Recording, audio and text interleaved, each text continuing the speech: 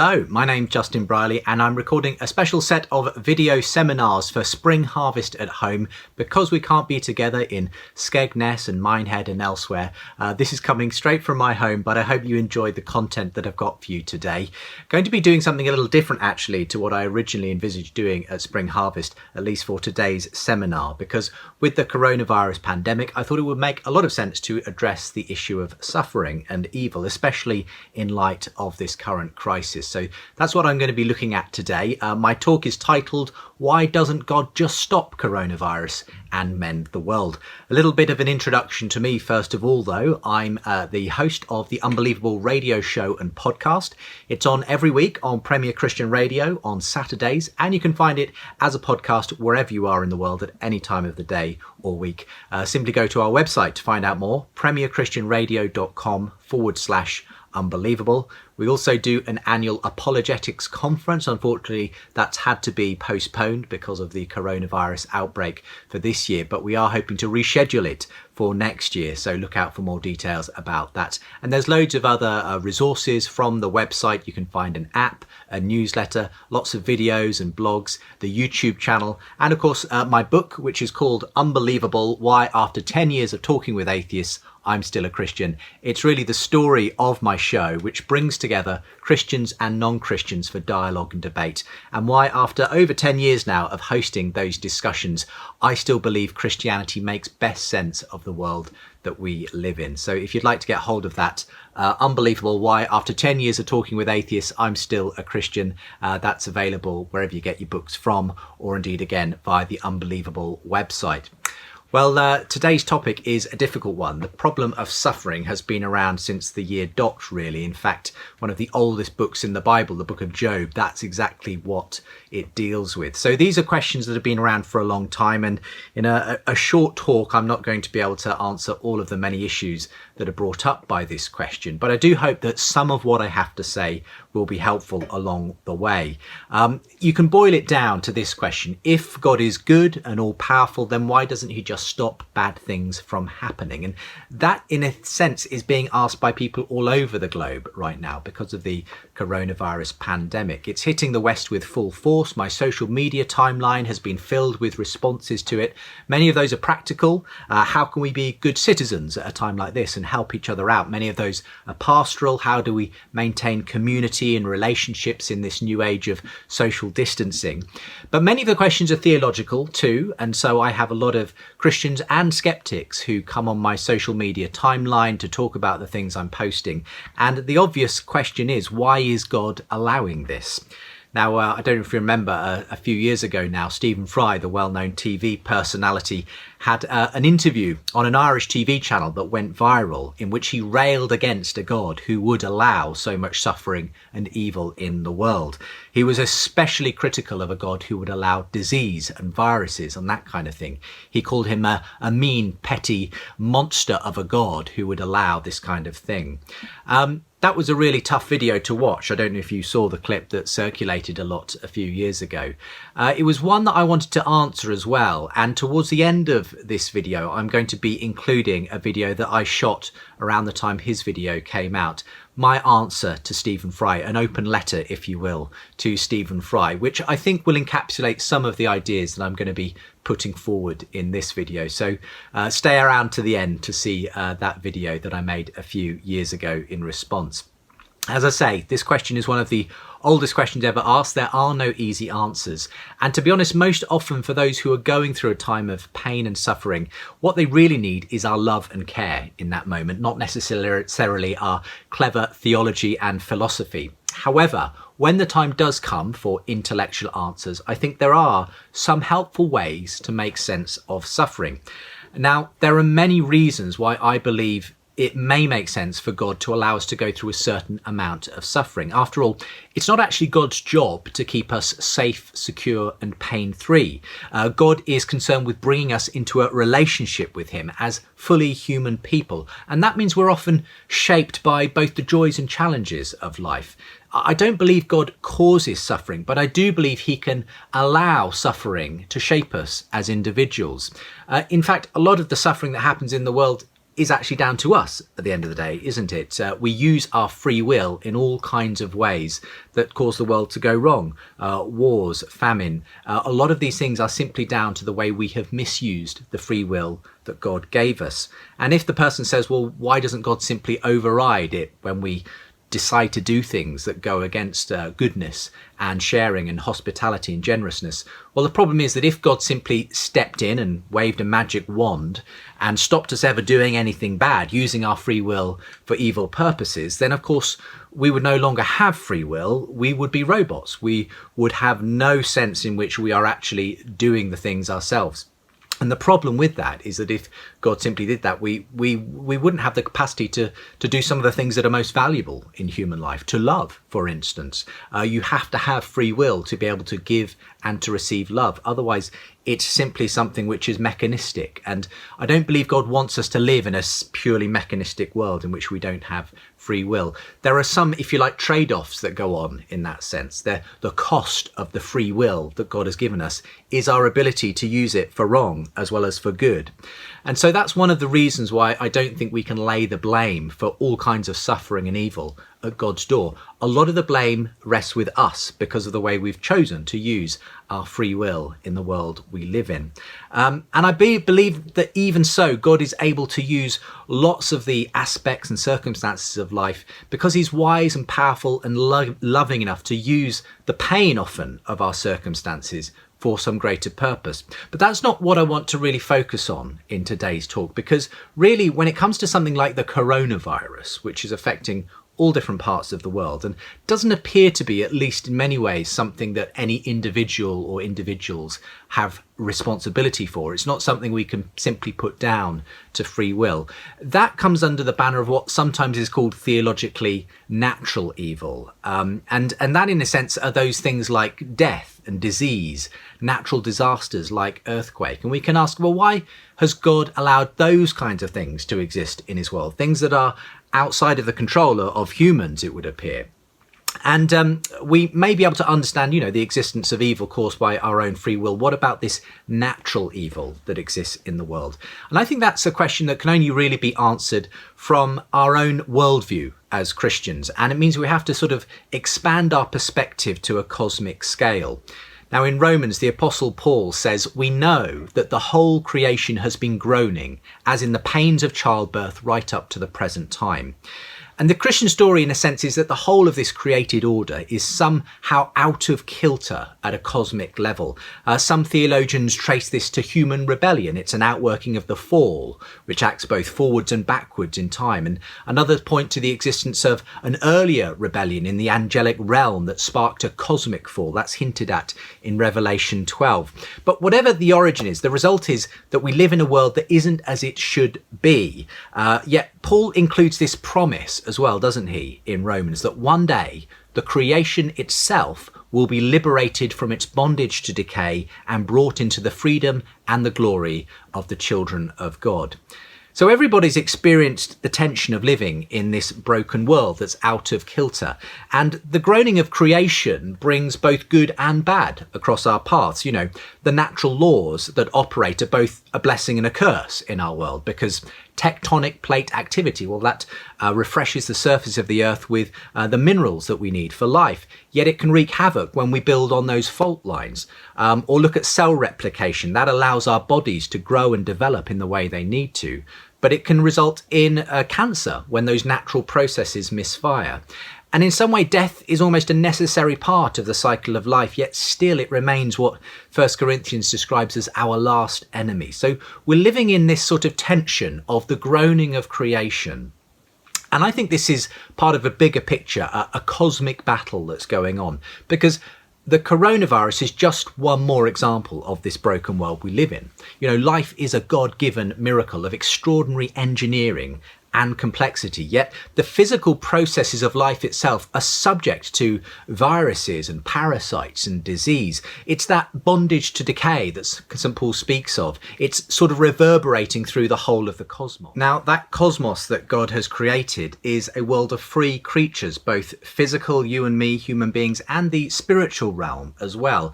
And in that sense, God has granted a level of freedom to the whole of his created order.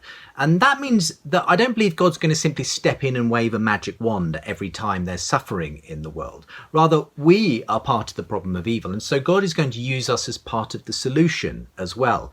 And throughout the New Testament, we're presented in this out of kilter cosmos that there's this war going on. There's this picture of spiritual warfare in which God has chosen us, his fellow people, to be fellow combatants against a war, not against flesh and blood, but against the spiritual principalities and powers that are mentioned in Ephesians 6. And that happens through our prayer, our love, and our action. Now, here's an important thing. I think God hates coronavirus, okay? I don't think God has willed or made coronavirus in order to do something, test us in some way, but rather the fact that the creation kind of has been given this freedom means that in that out of kilter creation, things are going to happen, things that are not within God's will, but nevertheless, which God can use for his greater purposes. I've increasingly seen that this warfare view of reality may help those who've experienced great suffering to understand that God isn't the author of their pain. There was one person I interviewed for my radio show, Jessica Kelly. She lost her 4-year-old son, Henry, to brain cancer, and she talks about this story in her book, Lord Willing, ? Now, radio hosts are supposed to sort of keep it together on air, but I failed to hold back my own tears when she told me the story of her little boy's painful struggle and death, despite the prayers of the church community and the best efforts of doctors. Yet the thing is, Jessica says that her crisis wasn't compounded by a crisis of faith, which is what often happens when people think that God is sending them this stuff to test them somehow.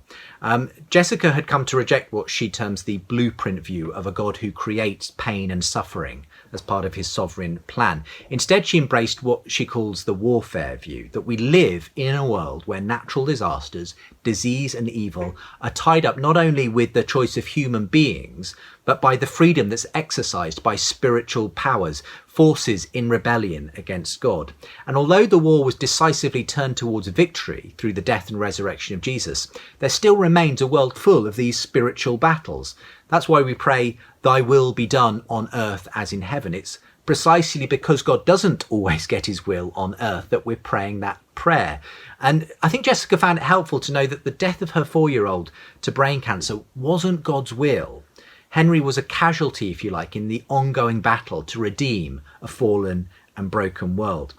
And here's a quote from her. She says, "It was incredibly freeing to know when we saw beautiful things happen, when people were coming to the house with casseroles and gifts, we could say, this is from God.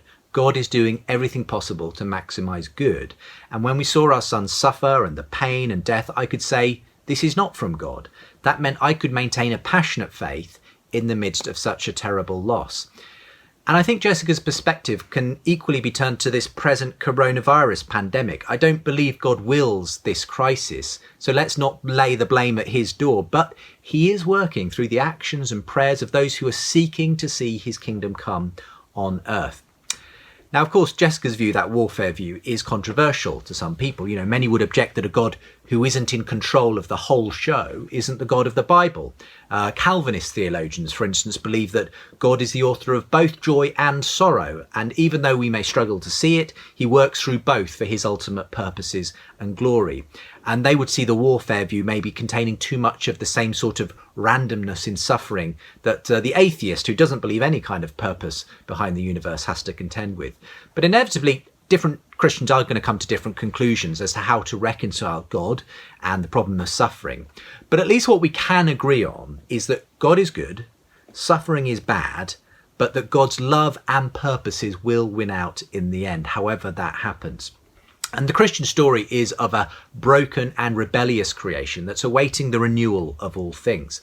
We're called to live faithfully for the kingdom that's already come in Jesus, while awaiting the kingdom that's yet to be, in which he will wipe away every tear from their eyes. Well, there will be no more death or mourning or crying or pain, for the old order of things has passed away, as we're promised in Revelation 21.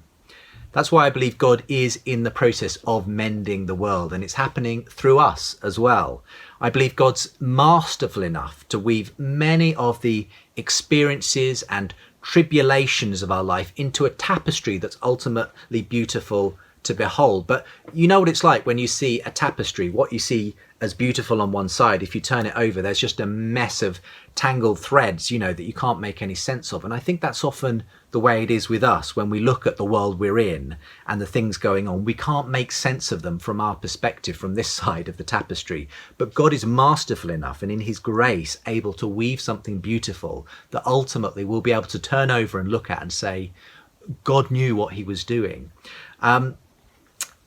The same time, I want to avoid the cliche of simply palming off the reality of suffering as a kind of it'll be all right in the end sort of cliche, because simplistic apologetic explanation can do more harm than they do good, especially in insensitive hands. So there are many griefs and sorrows that we would all swap in a heartbeat if we could, Some things are just plain awful and it's hard to dress them up in any other way. And there are lots of questions we're never going to see answered this side of eternity. So there is a kind of a limit at the end of the day to what we can do with these explanations and what are sometimes called theodicies of the reasons why God may allow pain and suffering. And very often we'll come to an end of trying to explain things, and all we can do is throw ourselves on the mercy of God, weep with those who weep, and continue to stand up for truth and love wherever we can. What I would say for many people who are going through suffering, as I say, they don't necessarily need clever theology or apologetics. Maybe the one thing that will help them is to know that God knows what they are going through, because that's at the centre of the Christian story. The God who came to be with us as one of us and died an awful, brutal, humiliating death on the cross because he knows what it is to suffer. That can give us comfort, even though it doesn't necessarily give us an answer as to why there is suffering. It can be a great comfort to know that God knows what you're going through. He's been through it, and he's with you in it when you're going through it as well. So the good news is that whatever questions remain, we are called to trust in this God of the cross and of the resurrection, the one who turned the greatest injustice and defeat in the world, turned it into an ultimate triumph. So God, if you like, specialises in turning evil into good. And these are unprecedented times. Crises can bring out the best and the worst in people. Many people are going to be rediscovering what really matters to them. Many people are going to be looking for hope in the midst of despair. And that gives me hope that actually God is going to bring good out of this situation. We can't second guess ultimately what will come out of this, but I do believe in a God who turns the worst into the best, the God who turns death into life, who turns despair into hope. That's what the Easter story is all about. We worship a God who is in the business of doing that, a God who is in the business as we speak of mending a broken world, and he began that project with Jesus Christ. And so we're all called to join with God in seeing that redemption happen all around us, turning Good Friday into Easter Sunday. I said I would play that video response that I made to Stephen Fry. So I'm going to do that as I finish out today's video here on why doesn't God just stop the coronavirus and mend the world. I hope you've enjoyed the answer I've tried to give in the course of today's video. If you'd like to get in touch with the show, do email me unbelievable@premier.org.uk with your thoughts on this video, and do go and check out the podcast and the video channel as well. Just look up Unbelievable Justin Brierley wherever you get your podcasts or your videos from. You should find some stuff from us. In the meantime, I'll leave you with this final video of me answering Stephen Fry. Dear Stephen, I, along with many others, have watched the video in which you explained what you would say to God if you met him. And you explained how, because of a world in which we live of suffering and injustice, you'd have to tell that God that he's a mean, stupid maniac of a God. Now, I'm a Christian, and my first reaction to that was to want to tell you, look, I'll give you 5 bulletproof reasons for why that's not the way God is. But then I kind of realised actually you're not really giving an argument against God, more an expression of your anger that the world is the way it is if a God is in charge of it. And so rather than give you some kind of a philosophical rebuttal, I thought I'd tell you a story. Now, we probably don't have that much in common, but one thing we probably do share is a mutual love of the literary genius of this man, Oscar Wilde. That's why we're filming here today on a cold winter's day at his memorial in central London. Now, I know that you share a deep connection with Oscar Wilde, but I have something in common with him too, and that is that he believed in the same God that I believe in. I've just been reading recently to my kids Oscar Wilde's stories for children. They're absolutely brilliant, and actually I think they're for adults as well. My favourite definitely is the story of the selfish giant. I'm sure you're familiar with it, but I think Oscar Wilde in this story expresses actually the true nature of God. The story centres on a garden. It's a garden where it's always winter and never spring. Children used to play there, but they don't play there anymore. And it's all because of the giant's selfishness that has brought this down on this beautiful garden. Interestingly, the Christian story also begins with a garden.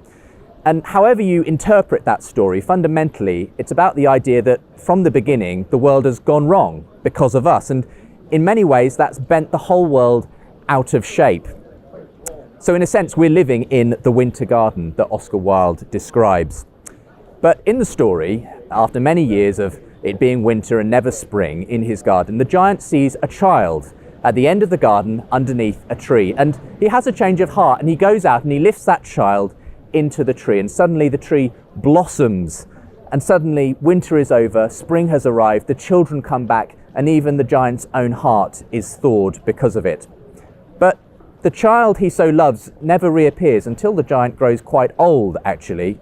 And then, while it's winter again, and Wilde adds here, he didn't hate the winter now, for he knew that it was merely the spring asleep and that the flowers were resting. Well, he sees that child again at the end of the garden, underneath the same tree, but this time the tree is laden with gold and silver fruit. Well, Wilde takes up the story. Downstairs ran the giant in great joy, and out into the garden. He hastened across the grass and came near to the child, and when he came quite close, his face grew red with anger, and he said, "Who hath dared to wound thee?" For on the palms of the child's hands were the prints of 2 nails, and the prints of 2 nails were on the little feet. "Who hath dared to wound thee?" cried the giant. "Tell me, that I may take my big sword and slay him." "Nay," answered the child, "but these are the wounds of love." Oscar Wilde didn't believe that God was a tyrant who was basically out to make an evil world. Rather, in a world that's bent out of shape, where winter reigns and the blossoms are few and far between, he spoke of a God who comes into our world, into our darkness, and bears it with us. He talks about a cross and nails, nail prints in his hands and feet, and that these are the wounds of love. These are the defining characteristics of the God that he believes in.